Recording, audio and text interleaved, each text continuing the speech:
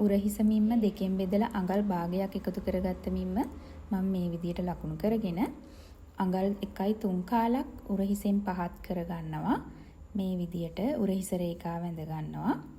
උරහිස රේඛාව දිගෙත් නැවතත් උරහිස මිම්ම දෙකෙන් බෙදලා අඟල් භාගයක් එකතු කරගත්ත මිම්ම මට ආවේ උත්තරේ 7.3 කාලයි.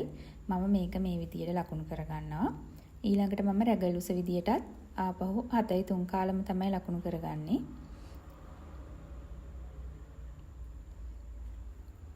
ඊළඟට මම මේ විදියට රැගල් රේඛාව අඳිනවා.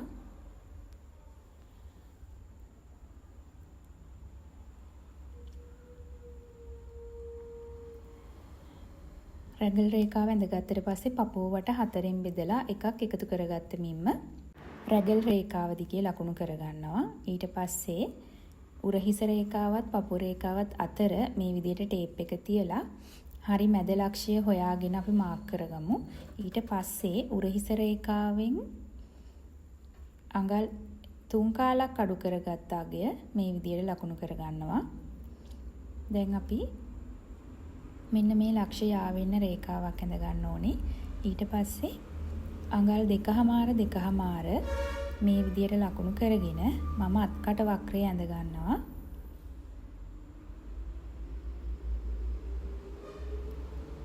අත්කට වක්‍රය ඇඳගත්තට පස්සේ කරවට මිම්ම 4න් බෙදලා අඟල් භාගයක් අඩු කරගත්ත මිම්ම මේ විදියට ලකුණු කරගන්නවා. ගොඩක් අයට ඒක අඟල් 3ක් වගේ ගත්තට පස්සේ වරදින්නේ නැහැ. ඊළඟට පපුව දක්වා ඇති උස ලකුණු කරගන්නවා. ඊට පස්සේ පපුව යට දක්වා ඇති උස ඉනට උස මේ විදියට ලකුණු කරගන්නවා. ඊළඟට මම මෙතන ඇඳ ගන්නවා පපුව රේඛාව.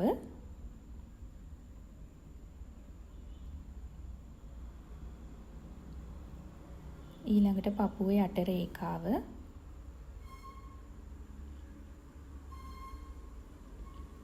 ඊළඟට අන්තිමටම ඉන රේඛාව. මේ විදියට ඇඳගෙන ඉනවට මිම්ම 4න් බෙදලා ඩාට් සඳහා අඟලකුත් මැහුම් වාසි සඳහා අඟල් භාගයකුත් එකතු කරලා ලකුණු කරගෙන අංශය රේඛාව ඇඳ ගන්නවා.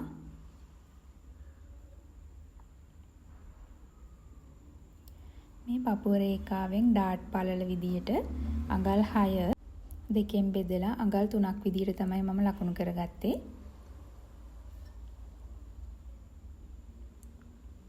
පපුව රේඛාවේ සිට අඟලක් පහත් කරලා මේ ලක්ෂ ටික අපි ආ කරගමු. ඊළඟට අපි ඉන රේඛාවට අපි දීලා තියෙනවා ඩාට් වල වාසිය. එතකොට අපි අඟල් භාගි දෙපැත්තට අඟලක් විදියට ඩාට් ලකුණු කරගන්නවා. ඊළඟට අපිට මේ විදිහට ඩාට් එක ඇඳ ගන්න පුළුවන්.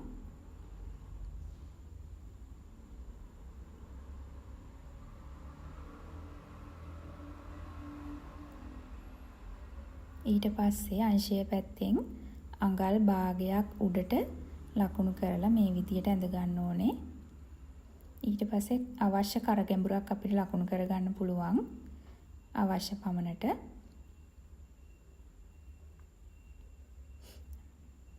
මේ විදියට කර හැඩය ඇඳගෙන මම මේ ෆ්‍රොක් එකේ තව අඟල් භාගයක් කර පළල වැඩි කරගන්නවා. මේකට කොටු කරක් දාපු නිසා මේ විදියට මම කර වෙනස් කරලා ඇඳ ගන්නවා මේ ෆ්‍රොක් එකට ගැලපෙන විදියට. දැන් මම මේකේ පසුපස පළුවෙත් පසුපස කර ටිකක් ගැඹුරට කපන නිසා අඟල් භාගයක් මේ විදියට පහත් කරගන්නවා. ඊළඟට අපි ඉදිරිපස බ්ලොක් එක හදාගෙන ඉවරයි. දැන් මේක පැත්තකින් තියලා මම මුලින්ම සාය සඳහා රෙදි කොටස වෙන් කරගෙන ඉන්න තමයි මේ හදන්නේ. සාය සඳහා රැලි අවශ්‍ය පරිදි අපිට එක් කරගන්න පුළුවන්. මට රැලි ටිකක් වැඩියෙන් ඕන නිසා මම මේ රෙද්දේ තියෙන දිගටම සායේ උසට රෙද්ද නවල මේ තියෙන්නේ. එතකොට මේ රෙද්දේ යාර 2යි කාලක් වගේ. එතකොට මේ සම්පූර්ණ දිග මම ගන්නවා සායේ රැලි සඳහා. රැලි කරලානේ අපි දාන්නේ. උපරිම රැලි දාන්න සාමාන්‍යයෙන් ඉනවට මිම්ම මෙන් දෙගුණයක් වගේ දානවා නම් හොඳට රැලි ගන්න පුළුවන්. එතකොට තමයි ගවුමේ ලස්සන තියෙන්නේ. ඒක Tamanට අවශ්‍ය පරිදි රැලි ප්‍රමාණය අනුව වෙනස් කරගන්න පුළුවන්. රෙදි තියෙන ප්‍රමාණය අනුවත් ඒක වෙනස් වෙනවනේ. එතකොට ඒක Tamanට කැමති විදියට හදාගන්න පුළුවන්.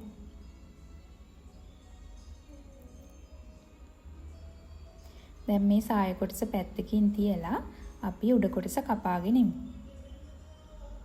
මේ විදියට බ්ලොක් එක තියලා මේ විදියට රෙද්ද දෙකට නවලා නැම්මට තමයි මම මේ බ්ලොක් එක තියලා තියෙන්නේ. ඊට පස්සේ අපි මේ විදියට මේක කපා ගමු.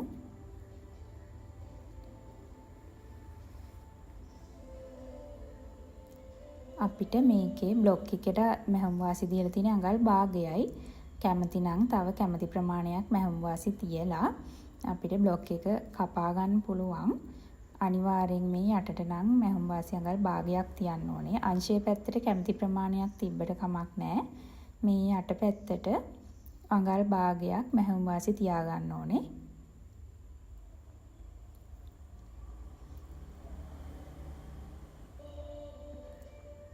මේ විදියට අපි ඉදිරිපස පළුව කපා ගමු.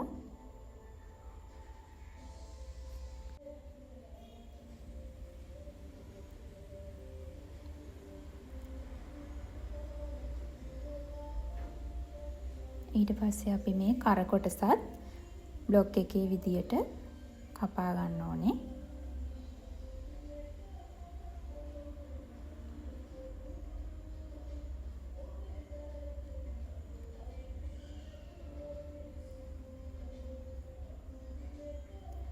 දැන් අපි බ්ලොක් එක තියලා ඉදිරිපස රෙදි කොටස කපාගෙන ඉවරයි.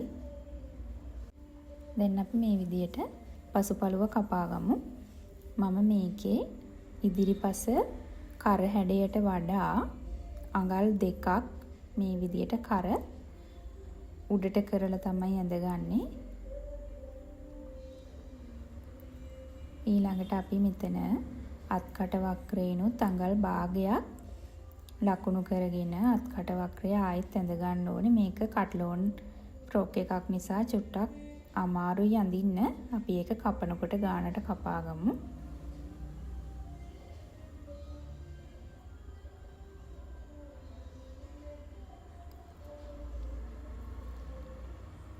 මම පසුපළුවට රවුම් කරක් තමයි මේ විදියට දාගත්තේ. ඊට පස්සේ අනිත් කොටස් ටික අපිට තියෙන්නේ ඒ විදියටම කපා ගන්න. අත්කට වක්‍රය විතරක් අඟල් භාගයක් අපි එළියට ලකුණු කරලා මේ විදියට කපා ගන්න ඕනේ. මැහුම් වාසියත් ඉදිරිපසට දී ප්‍රමාණයම පසුපසට දෙන්න ඕනේ. ඒ විදියටම අපිට කපා ගන්නයි තියෙන්නේ.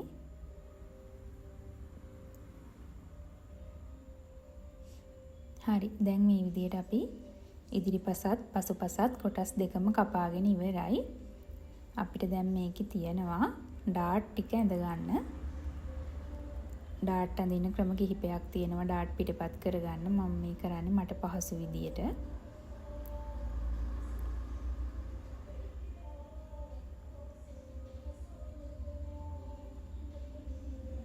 අපි මේ කොටස් හතරටම ඩාට් එක ඇඳ ගන්න ඕනේ.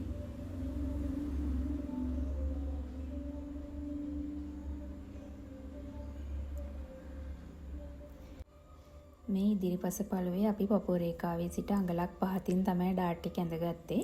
හැබැයි පසුපස පළුවේ අපි මේ අඟල පහත් කරන්නේ නැතුව පපුව රේඛාව දක්වාම ඩාට් එක ඇඳ ගන්නවා. ඒක මම බ්ලොක් එකේ ඇඳලා නැහැ. මේ රෙද්දේ අඳිනකොට තමයි ඒක ලකුණු කරගන්නේ. අපි පපුව රේඛාව දක්වාම ඩාට් එක දික් කර ගන්න ඕනේ.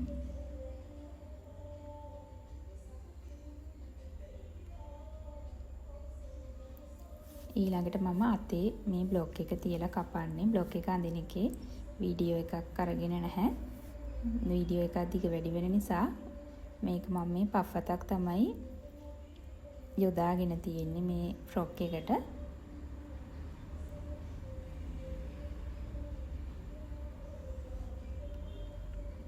මේ විදියට අතත් අපි බ්ලොක් එක තියලා නැම්මට තමයි කපා ගන්න ඕනේ. ඊළඟට මේ අත යට වාටියට අල්ලන්න මම පොඩි රෙදි පටියක් කපා ගත්තා. පටි දෙකක්. එතකොට අපි මේ අත තියෙන ප්‍රමාණයට වඩා අඟල් දෙකක් විතර අඩුවෙන් තමයි රෙදි පටිය කපා ගන්න ඕනේ. ඒ කියන්නේ අපේ අත අගමින්ම හරියට මැනගෙන අත අගමින්මට ගැලපෙන්න තමයි මේ පටි මම කපා ගත්තේ. මොකද මේකේ තියෙන අත ටිකක් ලොකු නිසා. එතකොට මේ විදියට මම ස්ටිප් වලින් කරපටි කපා ගත්තා. කැමති කෙනෙක්ට මේකට පයිපින් එකක් අල්ල ගන්නත් පුළුවන්. මම මේකට පාවිච්චි කරේ මේ විදිහේ ස්ටිප් එකක්. අඟල් 3ක් සහ 2කමාරක් විදියට පළල අරගෙන මේ විදියට මම කරපටි කපා ගත්තා. මේ ඉදිරිපස පළුව.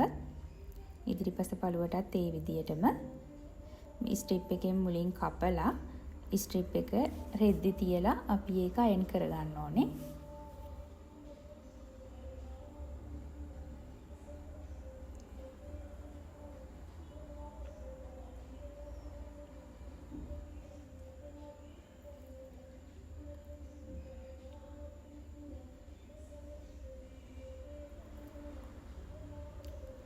මේ තියෙන්නේ කපල ඉවර කරගත්ත ඉදිරිපස පළුව සහ පසුපස පළුව.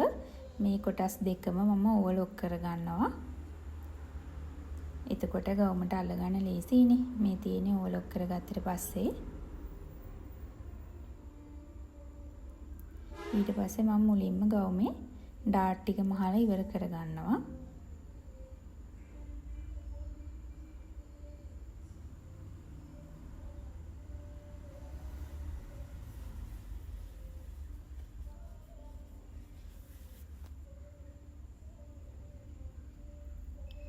මේ විදියට එක පළුවකට ඩාට් දෙකක් තියෙනවනේ.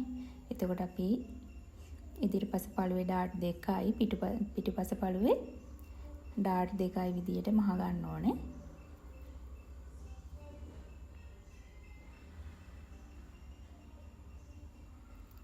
මේ විදියට ඊට පස්සේ අපි මේ කරපටිය ඇඳුමේ හොඳ පිටට තියලා මේ විදියට මහ ගන්න ඕනේ.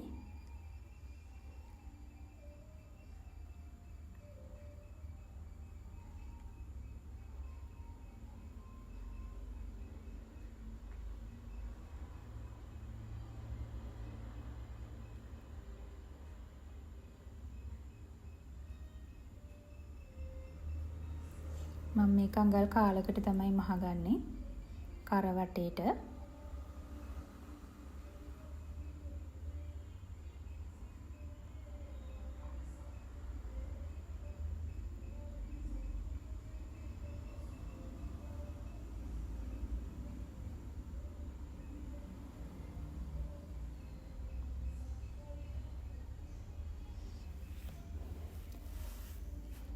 ඊළඟට අපි කරවටේට මේ විදිහට කට් මාක් දා ගන්න ඕනේ. මේ ඉදිරිපස පළුව තමයි මහන්නේ. කට් මාක් දාගෙන කරපටිය පැත්තේ අයිනෙන් අපි මේ විදිහට අවුට්ලයින් එකක් ගහගෙන යනවා. ඊළඟට පසුපස පළුවත් ඒ විදිහටම කරපටිය අල්ලගෙන මහ ගන්න ඕනේ.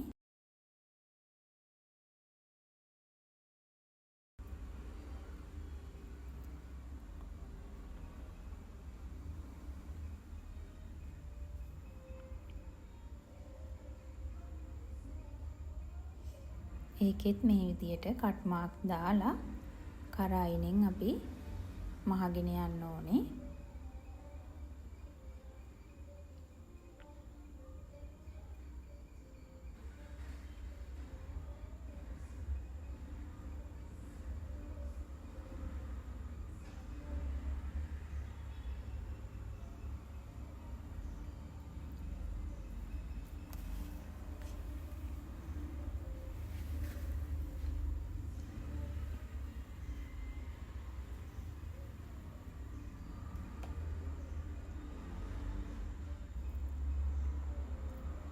ඊට පස්සේ මම මේ ගවුමේ යට කොටසේ සාය කොටසේ රෙදි කොටස තමයි මේ මහගන්නේ. මේක මම මේ බුරුල් නූලකින් රැලි කරගන්නවා. මේකට කැමති කෙනෙක්ට ගෙදර පුට් එකක් යොදාගෙන මෙහෙම ගැද කරගන්නත් පුළුවන්. මම මේක මට අවශ්‍ය පමණට රැලි කරගන්න පුළුවන් නිසා මේක මේ බුරුල් නූලකින් මහලා මේ විදියට තමයි රැලි කරගන්නේ.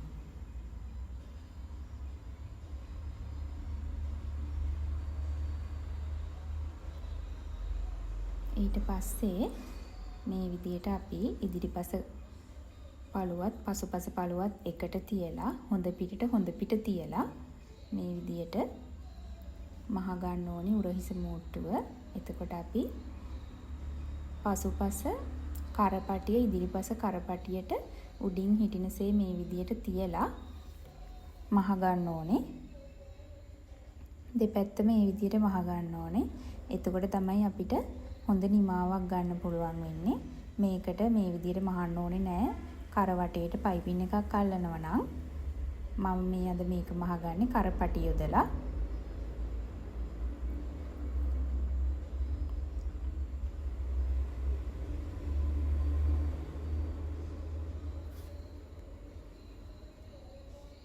ඊට පස්සේ මෙන්න මේ විදියට තමයි උරහිස මූට්ටුව මහලා ඉවරුණාට පස්සේ තියෙන්නේ. අපි මේ මහන හැම කොටසක්ම ඕවර්ලොක් කරගන්න ඕනේ. එතකොට තමයි ඇඳුම ලස්සනට තියෙන්නේ.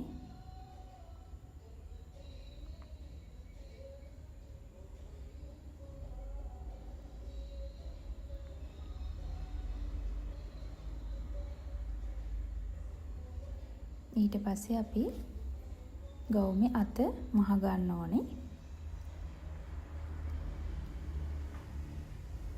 මේක අපි පෆ් අතක් නිසා මහන්නේ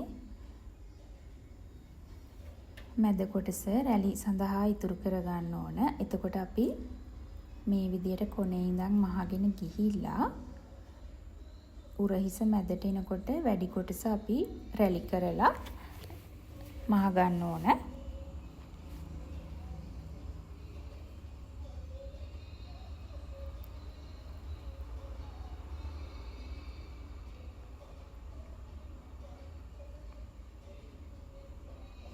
මේ විදියට රැලි කර ටික ටික අපි මහගමු.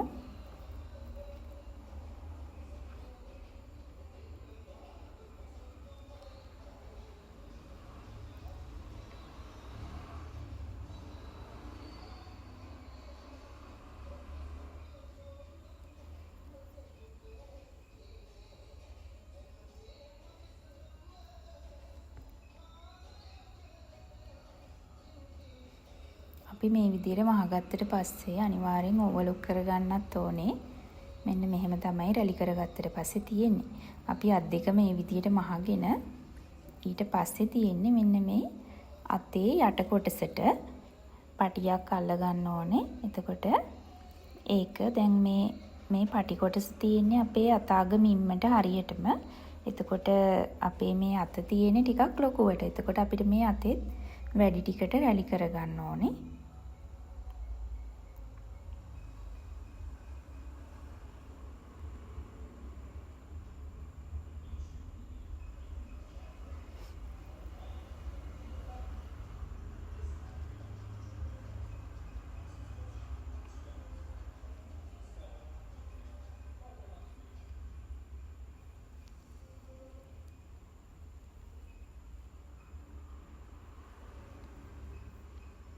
මේක අපි අල්ල ගන්න ඕනේ පයිපින් එකක් අල්ල ගන්න ආකාරයට. මුලින්ම මෙහෙම මහගෙන ගිහිල්ලා ආයෙත් අනිත් පැත්ත හරවලා මහ ගන්න ඕනේ.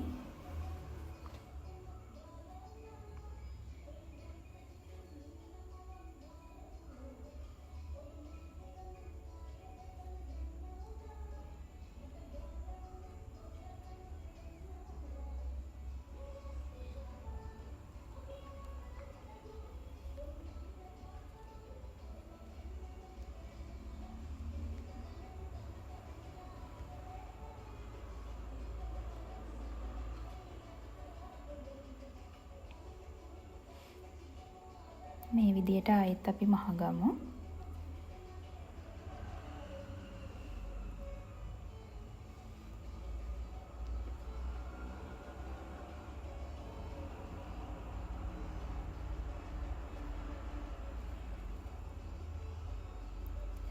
අත් දෙකම මෙහෙම මේ විදියට මහ ගන්න ඕනේ.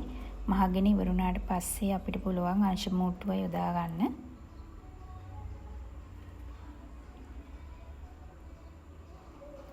හරි, දැන් අපි ඇඳුමට දීපු මැහුම් වාසි කොටස අයින් කරලා ඉතුරු කොටසින් තමයි මම මේ අංශ මූට්ටුව දාගන්නේ.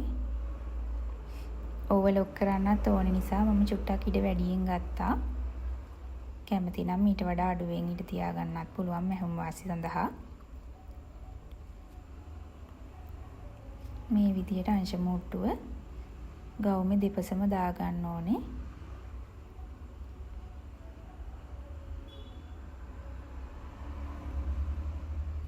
ඊට පස්සේ අපිට තියෙන්නේ සාය කොටස උඩ කොටසට තියලා මහ ගන්න.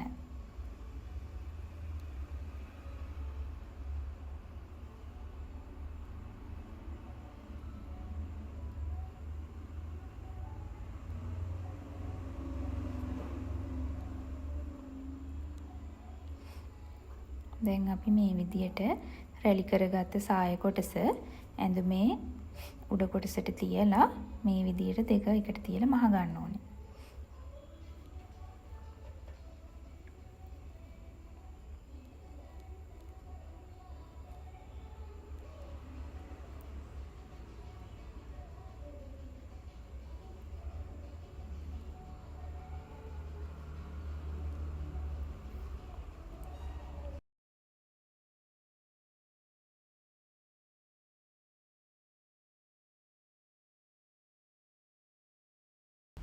ඔන්න දැන් මං ඉන ඇඳුම කොටසත් සාය කොටසත් ඉන මූට්ටු කරගෙන ඉවරයි. ඊළඟට අපිට සායෙත් මූට්ටුවක් එනවනේ. මෙන්න මේක තමයි මම දැන් මේ මහ ගන්න හදන්නේ. සායේ අපි සායට තනි රෙදි කොටසක් ගත්තා. එතකොට අපිට ඒකේ මූට්ටුවක් එනවනේ. ඒක මම පසුපසට අරගෙන තියෙන්නේ. මෙන්න මේ විදියට මහලා ඒ කොටසත් ඕවලොක් කරගන්න ඕනේ. ඊට පස්සේ අපි අන්තිමටම වාටිය මහගමු.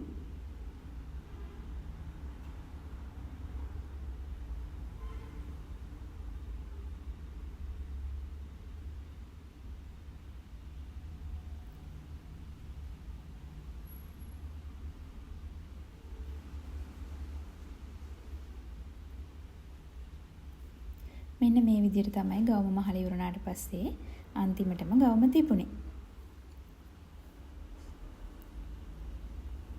එහෙනම් මේ වගේ තවත් වීඩියෝ එකක් අරගෙන එනකන් සතුටින් පරිස්සමින් ඉන්න.